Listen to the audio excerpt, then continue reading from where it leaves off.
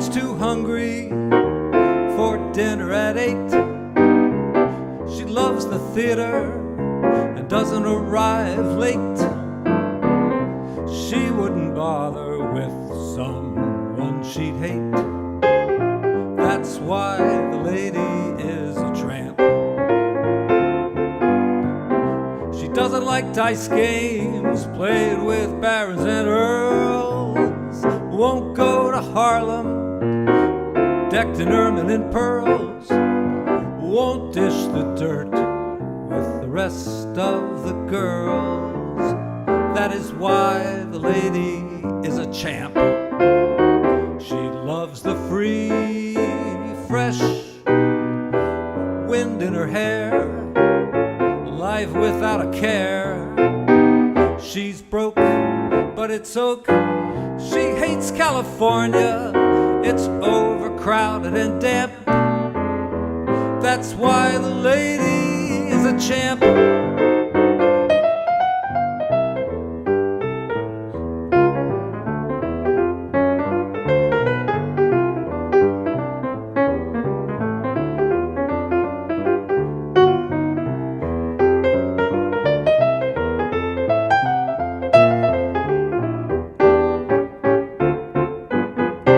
Hey everyone, Tony Winston here, Jazz Piano College.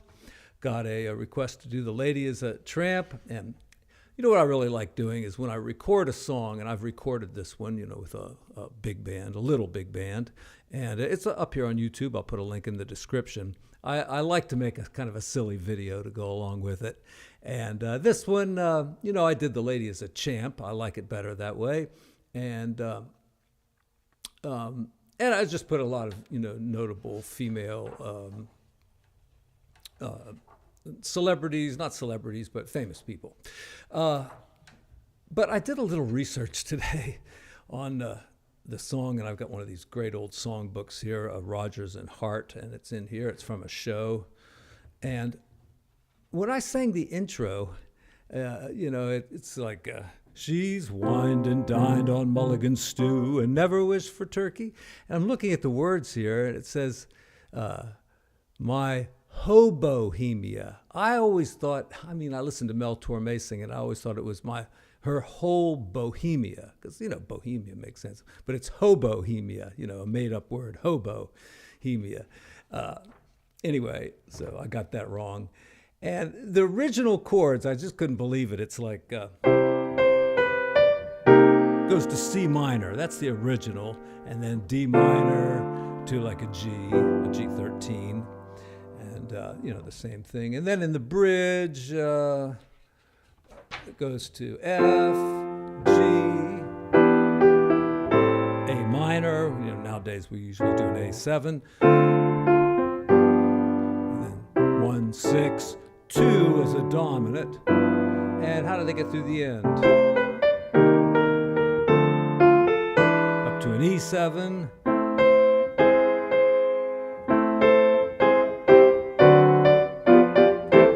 but we're going to use a chart out of the Real Book number 3. This is one of the older Real Books, and hardly anybody sings the right melody here, including myself. All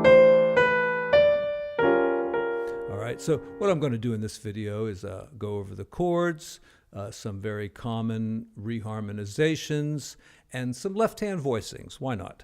And we're talking rootless voicings in case you're out there playing it with a trio or a bass player or some kind of ensemble. So let's start with C triangle 7. That's a C major 7th. And you know, that could be this. Here's the bass note, but it could be a major 7th with a 9, or it could be a what you call a 6-9 chord. It's got the 6 and the 9, and I think I'll use that one.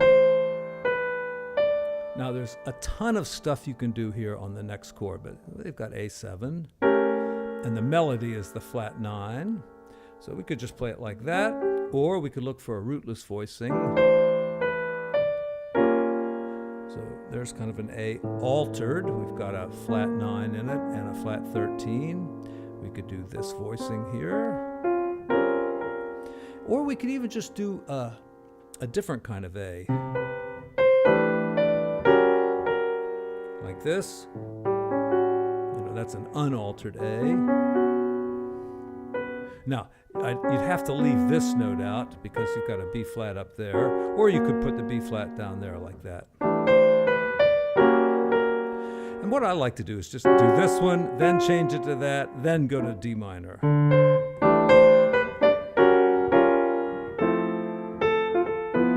And you probably know this D minor to G13. All right, it's a G7 with some extra stuff in there. All right, now I'll do the next line with some very basic voicings. All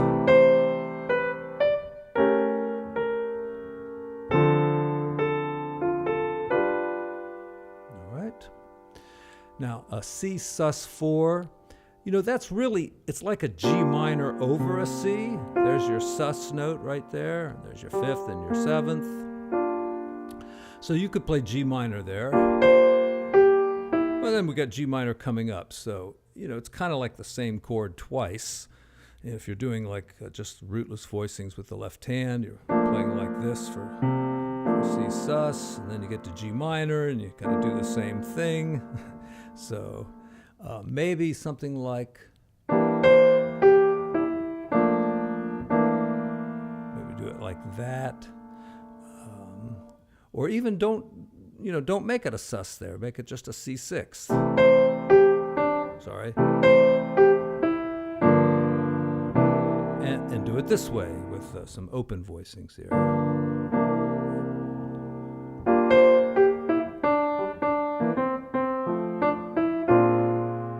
There, we've got another sus. All right, that's somebody's idea of a reharm there. I never hear anybody do it that way, but it's okay, but I'd leave that one out. And then it's just to walk around the block. 3, 6, 2, 5, 1. And there's that plus sign. Most often that means an altered dominant. I mean, technically it's an augmented seventh chord, which kind of points you in the direction of the whole tone scale, and of course that would work, but it's going to sound a little hipper to just make that what we call an altered dominant. So there's our third. Here's that plus. That's the plus 5, It says plus 7, but the plus means the 5 moves up a half a step. So you have an augmented triad there.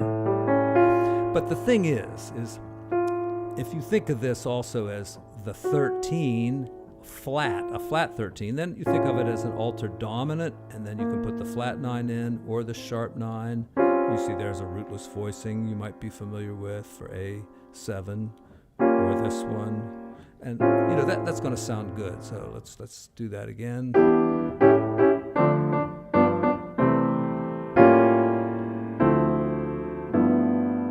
right, you could do all that with your left hand. And, put a fancy jazz run in at the same time.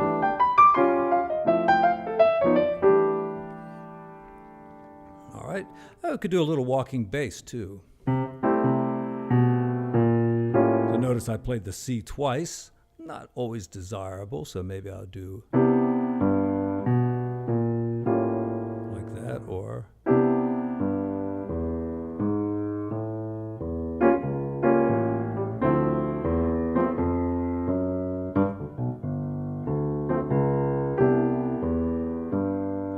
Another possibility is a E flat minor 6. And if you think about that chord, maybe play a E flat minor 6, 9, then it starts to resemble an A flat 7th instead of A7. So you could get away with that too. Right?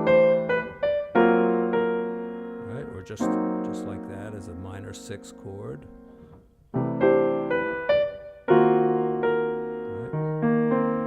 Our minor 6 chord, put a 9 in maybe, and I guess you could probably even get both the chords in, like,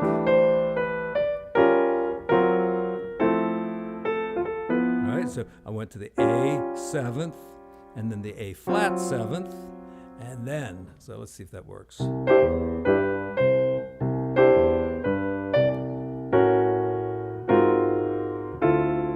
I don't know, it's kind of weird.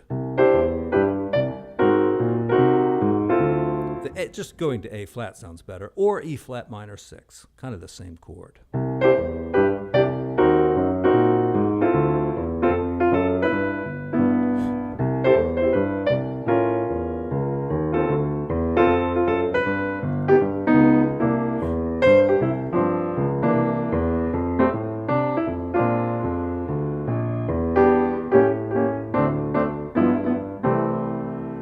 All right, some ideas for the bridge here, and I see the book actually says that.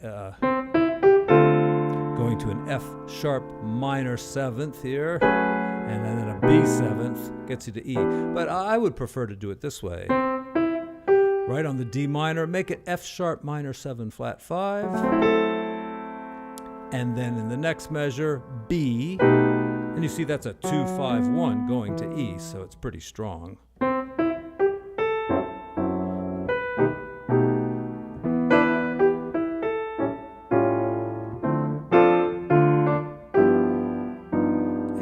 C is fine here. Maybe hit the C first, and then the B flat. See that sharp 11. Keep on the C there and just play it like that. All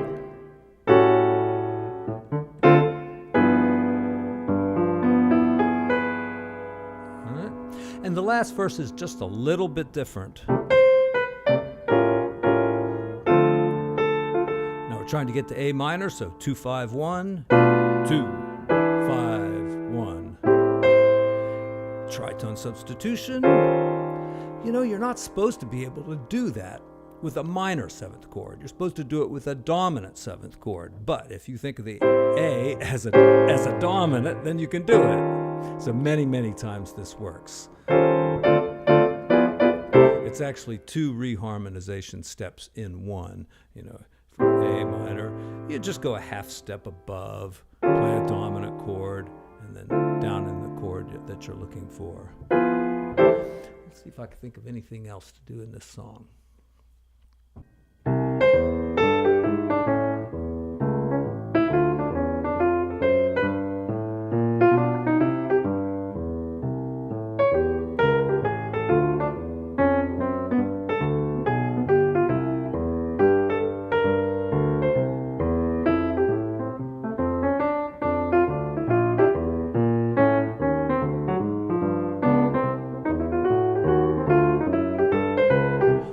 So, when you're playing like a walking bass line, the note you want to aim for when you hit the root in the right hand, go for the 3rd a lot of the time. See,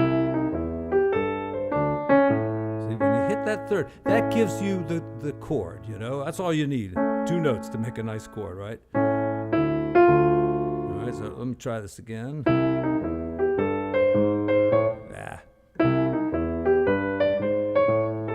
Hit the 3rd there, and then hit the 3rd there. There it is again.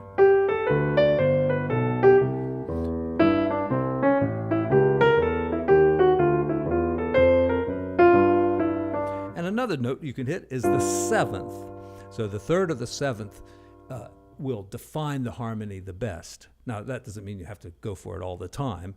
In fact, what you're really trying to do is have one hand kind of on automatic pilot for like a second or a half of a second, and then be fluid with your right hand and improvising the way you would if you were just improvising with one hand, you know.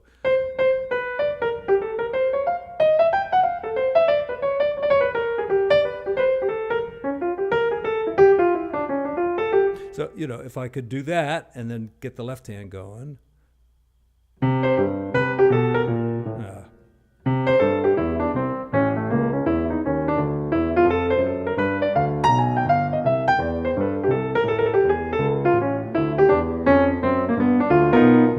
And throwing in a chord every now and then also will help define the harmony. Now, I've been trying to learn how to do this like in weird keys so I can, kind of play in this style confidently no matter what song it is, and it's pretty hard.